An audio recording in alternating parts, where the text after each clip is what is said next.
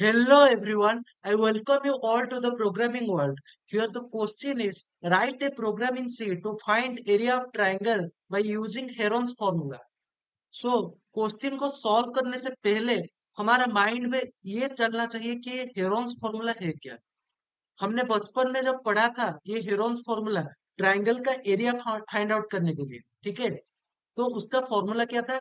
S into S minus A into S minus B into S minus T का root over, ठीक है।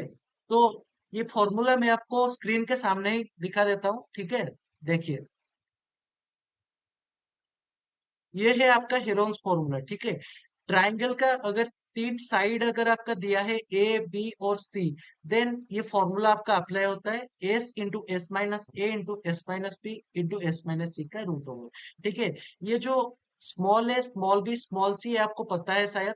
जो आपका स्मॉल है आप किसको देते हैं?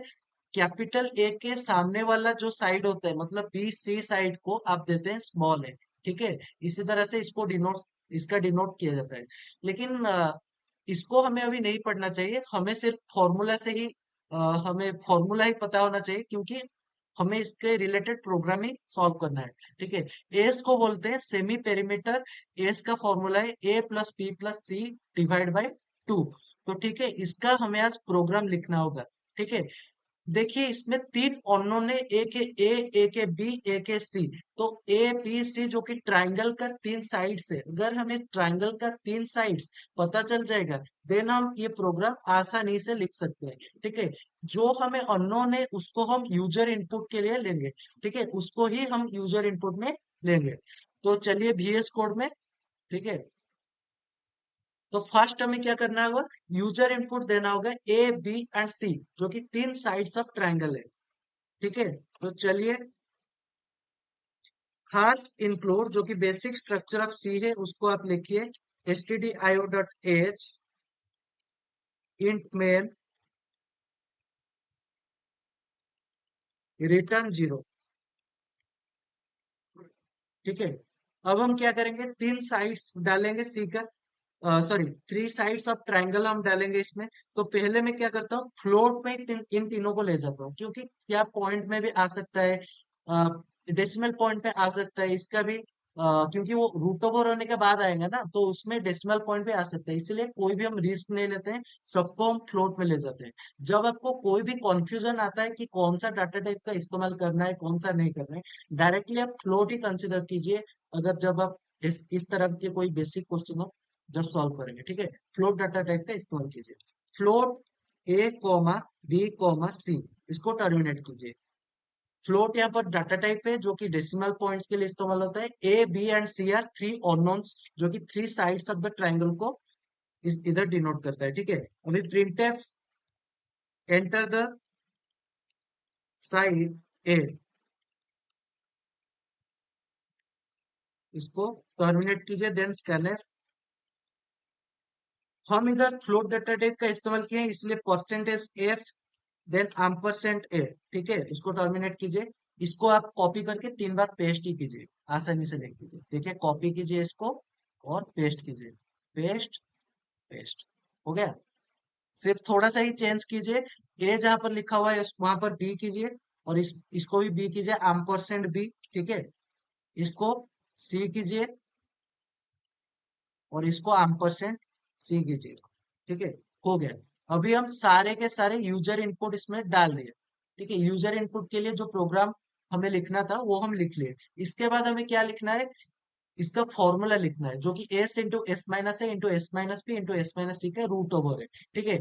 इससे पहले हमें क्या निकालना था? एस निकालना था, जो कि सेमी पेरीमीटर था। एस निकालना था, इसको भी मैं फ्लोट में ले जाता हूँ। Float S is equals to, इसका फॉर्मूला क्या था?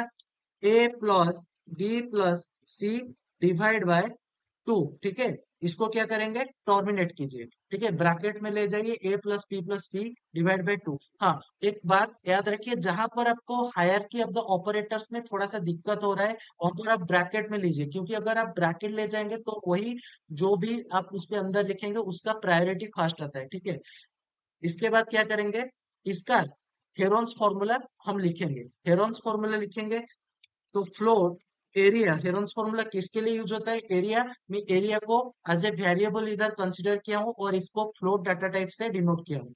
Is equals to S into S minus A into S minus B into S minus C का रूट ओवर है, ठीक है, स्क्वायर रूट है। याद रखिए, मैं आपको पहले भी बोल चुका हूँ, मेरा प्रीवियस वीडियो आप देख के आइए, उसमें मैं क्या बोला था। पावर फंक्शन जिसमें हम एक्सपोनेंट निकालते हैं या फिर जो भी स्क्वायर रूट का फंक्शन होता है, वो सब math.h नामक हेडर फाइल के अंदर आता है। अगर आप sqrt जो कि एक स्क्वायर रूट का फंक्शन है, इसको आप लिखेंगे, देन आपको math.h नामक हेडर फाइल को इंक्लूड करना होगा प्रोग्राम में अपना, ठीक है। तो पहले क्या करते हैं, math.h नामक हेडर फाइल को अपने प्रोग्राम में इंक्लूड कीजिए, math.h, ठीक है। इसके बाद क्या करेंगे, स्क्वायर रूट को sqrt लिखते हैं, square root of s into S minus A, S minus A bracket दीजिए, S minus A into S minus B, इसको भी ब्रैकेट में दीजिए, S minus B into S minus C, S minus C, ठीक है।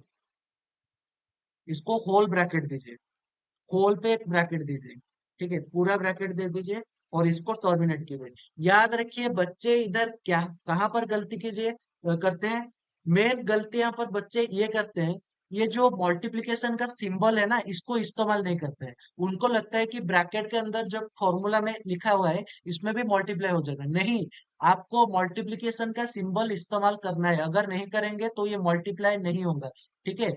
S into S minus से ऐसे bracket करके मत छोड़िए, इसको ऐसे मल्टीप्लिकेशन का सिंबल दीजिए। और एसक्यूआरटी का फंक्शन अगर आप इस्तेमाल कर रहे हैं, देन आपको मैथ डॉट एस नामक हेडर फाइल को आपके प्रोग्राम में इंक्लूड करना होगा, ठीक है।